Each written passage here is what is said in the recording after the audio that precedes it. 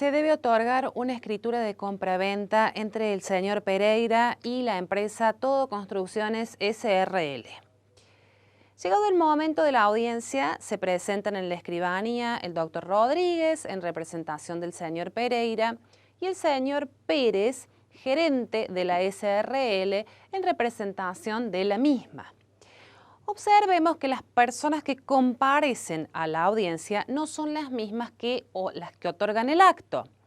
Entonces, los sujetos involucrados en un acto o en un negocio jurídico pueden intervenir en el acto notarial, pero pueden hacerlo también a través de sus representantes. Puede que la persona que comparece sea un sujeto negocial y a su vez un sujeto instrumental, es decir, que actúa por sí mismo, o puede que sea sujeto instrumental, pero que no sea el sujeto negocial, con lo cual deberá, en todo caso, acreditar ante el notario la correspondiente autorización para actuar en nombre de otro. Cuando hablamos de sujetos negociales y sujetos instrumentales, es necesario hablar de negocio y de instrumento, y también es necesario diferenciarlos. Cuando nosotros hablamos de negocio, estamos hablando del derecho sustantivo, del derecho material, es decir, del contenido. Cuando hablamos de instrumento, estamos hablando del derecho formal, estamos hablando del continente. En el caso que veríamos al principio, el señor Pereira y Todo Construcciones S.R.L. serán los sujetos negociales. En todo caso, a aquellos sobre los que va a tener un efecto directo el acto o el negocio jurídico que se lleve adelante. Los sujetos instrumentales son el doctor Rodríguez y el señor Pérez, ambos representantes, uno del señor Pereira y el señor Pérez de la empresa Todo Construcciones. Hablamos entonces de sujetos en el negocio y de sujetos en el instrumento. Los sujetos en el negocio son las partes, y cuando hablamos de partes es necesario imaginarnos una línea recta y en sus dos extremos vamos a encontrar a las partes. Entonces podremos decir que tenemos una parte compradora y una parte vendedora. Vamos a encontrar el locador y el locatario, el donante y el donatario.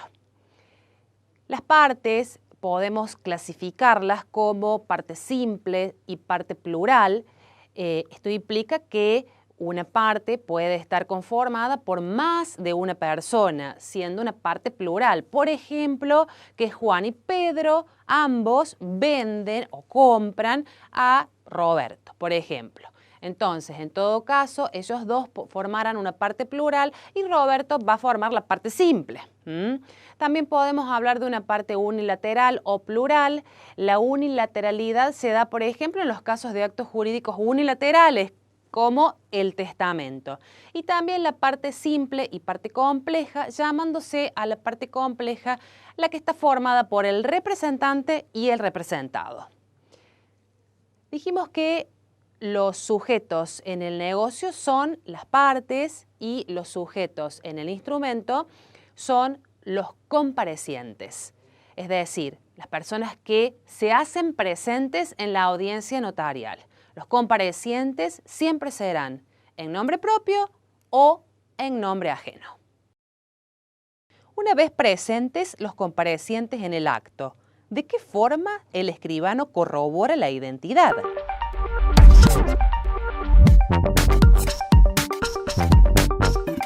El escribano tiene dos formas de corroborar la identidad de los comparecientes. El código establece claramente esto, y una es por la exhibición que se haga al notario de un documento idóneo y también por afirmación de conocimiento por parte del escribano. Para dar comienzo a este bloque vamos a ver la siguiente situación. Juan le vende a Pedro un inmueble por boleto de compra-venta. La fecha de venta, supongamos que es el 1 de enero del 2019. En el mismo acto, Pedro le entrega el 50% del valor del inmueble. Juan le hace entrega a su vez de la llave del inmueble y Pedro toma posesión inmediata del mismo. Pedro lo conoce a Juan de toda la vida, por lo cual no pide informe de dominio en el registro, no se asesora tampoco con el escribano, solamente firma el boleto de compra-venta y en el mismo establecen que van a realizar la escritura de traslación de dominio dentro del año de otorgado el acto. Resulta ser que a los 2 meses le llega a Pedro una cédula de notificación en la que le informan que van a ejecutar el embargo que pesa sobre ese inmueble. Esa medida cautelar fue trabada antes de la venta realizada por boleto de compra-venta. El boleto de compra-venta es un documento privado y esto tiene que ver con que no hay ningún oficial público que intervenga en el acto. También este tipo de documentos privados se pueden realizar, ¿por qué? Porque recordemos que en nuestro ordenamiento, en nuestra legislación, se consagra el principio de la libertad de formas. Entonces, salvo que la ley establezca una formalidad específica, las partes pueden elegir la forma que más les convenga. Los documentos privados no se prueban a sí mismos, es decir, no son como los documentos públicos que hacen plena fe de sí mismos. Los documentos privados, para ser reconocidos, los firmantes deben reconocer su firma y necesariamente para que tengan efecto ante terceros, los documentos tienen que contar con fecha cierta.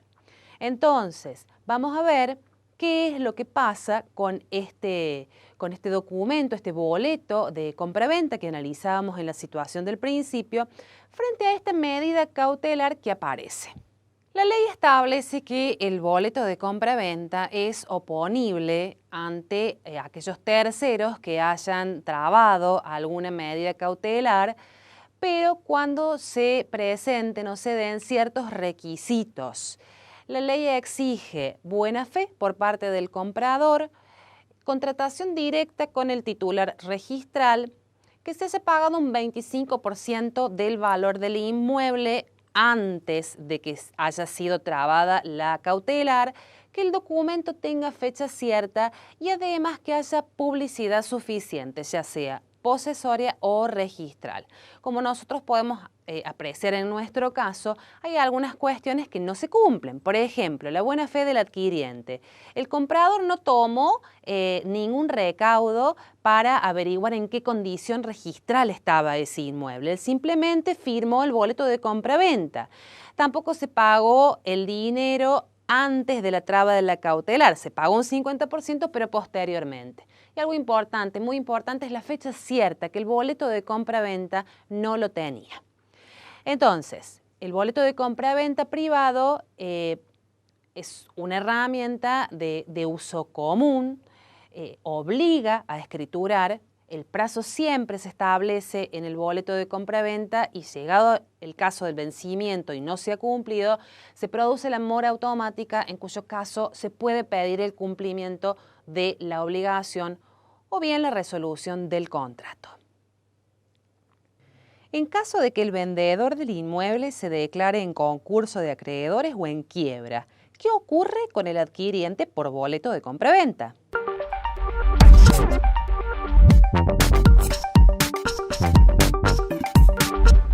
Para que sea oponible, el boleto deberá ser el adquiriente de buena fe, tener fecha cierta, el instrumento, haber abonado como mínimo el 25% del precio total del inmueble. Para dar comienzo al bloque 3, planteamos la siguiente situación. El señor Miranda ha decidido que quiere hacer una fundación. Para ello ha invertido una suma importante de dinero y ha adquirido un inmueble de 5 hectáreas en donde tiene pensado un proyecto muy ambicioso para realizar una especie de centro de rehabilitación para jóvenes con adicciones y que después además puedan trabajar y producir en una especie de granja y huerta. Vamos a ver ahora algunas diferencias generales respecto de las asociaciones civiles y las fundaciones. En la asociación civil nosotros vamos a encontrarnos con un grupo de personas que tienen de alguna manera una unión estable y buscan darle una forma jurídica a esta unión. En tanto, en las fundaciones no hay grupo de personas, sino que hay un fundador, porque las fundaciones carecen de miembros. El fin principal, tanto en las asociaciones civiles como en las fundaciones, es el bien común y ninguna de las dos tiene finalidad de lucro. El objeto, tanto para las asociaciones como para las fundaciones, no puede ser contrario al bien común o al interés general. ¿Cómo es el otorgamiento en los casos de las asociaciones civiles? Siempre se hace por instrumento público, en escritura pública, y debe inscribirse porque necesita autorización del Estado para funcionar. En el caso de las fundaciones, el acto constitutivo puede ser otorgado por el fundador o el apoderado, cuando hablamos de un acto entre vivos, o por el juez de la sucesión cuando la fundación tiene que ver con una disposición de última voluntad. En cuanto a la responsabilidad de las asociaciones civiles y de las fundaciones, en ambos casos la misma es de carácter limitada. A diferencia del resto de las personas jurídicas, la fundación, como decíamos recién, carece de miembros, lo que resulta en que solo tiene órganos de conducción y beneficiarios. Por lo tanto, para su nacimiento no se necesita de la unión de un grupo de personas físicas, sino solamente de la existencia de un sujeto de derecho, que es el fundador, que se va a convertir en un extraño en relación a la fundación cuando ésta obtenga la autorización para funcionar. Respecto del acto constitutivo, estamos hablando de que debe el estatuto, en el cual deben constar, según la ley, datos del fundador, de los fundadores, como el domicilio, el objeto de la fundación, el patrimonio que tiene, el plazo de duración, cuáles van a ser los órganos de administración, la fecha de cierre del ejercicio, cláusulas de disolución. Siempre se hace por escritura pública. Vamos a repasar para los distintos tipos de personas jurídicas cuáles son los instrumentos que se utilizan para la constitución. La asociación civil se constituye en instrumento público. La simple asociación se puede constituir por instrumento público o por instrumento privado con firmas certificados por escribano público. Las fundaciones siempre se necesita la escritura pública para su constitución, y las sociedades, la Ley General de Sociedades establece que se pueden constituir por instrumento público y también por instrumento privado. En el caso de las fundaciones que carecen de miembros o socios, ¿qué te parece que ocurre con sus bienes una vez concluido el plazo establecido para funcionar?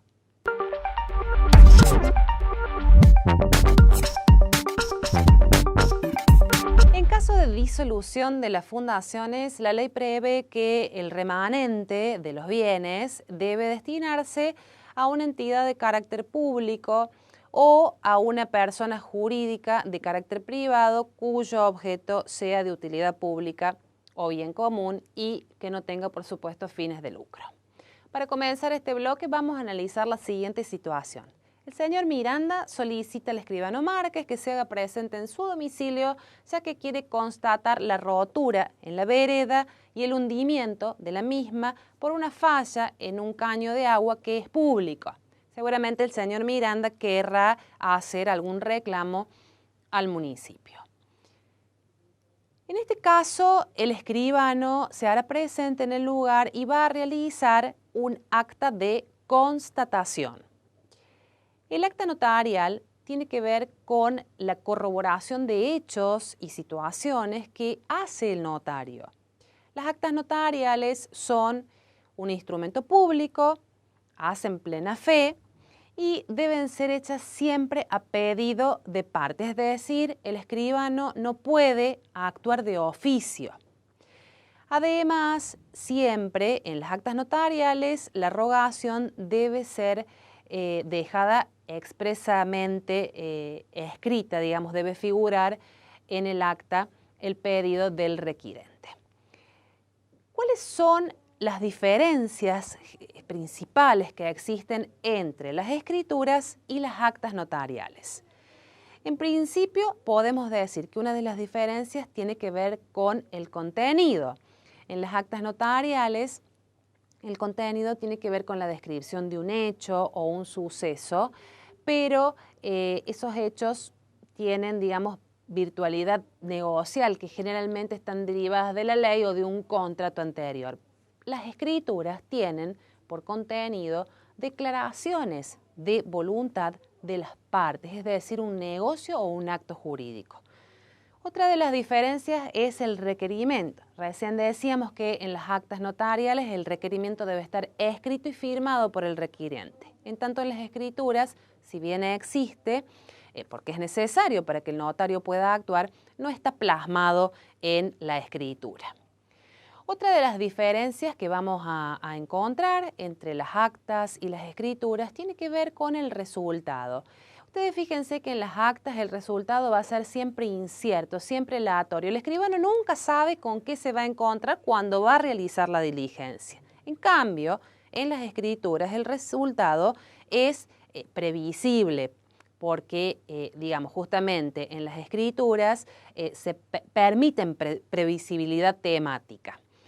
Otra de las diferencias es la voluntad. En las actas se aprueban o se ratifica la redacción o la diligencia que hace el escribano. En cambio, en las escrituras hay necesariamente otorgamiento. ¿Esto qué es? Esto implica que las partes manifiesten su voluntad. Las firmas es otra de las diferencias. En las actas, el requerido o el interpelado puede negarse a firmar y este hecho no le va a hacer perder valor a la misma. En cambio, las escrituras públicas deben ser siempre firmadas por todos los comparecientes bajo pena de nulidad del instrumento. La fe de conocimiento. En las actas, el escribano cuando realiza la diligencia no tiene la obligación de dar fe de conocimiento o de identificar a las personas con las cuales debe entenderse. En el requerimiento sí da fe de identidad o conocimiento del requiriente. Y en las escrituras siempre el escribano debe dar fe de conocimiento de los comparecientes. Los invito a realizar la actividad práctica para luego ver cuál es la resolución sugerida.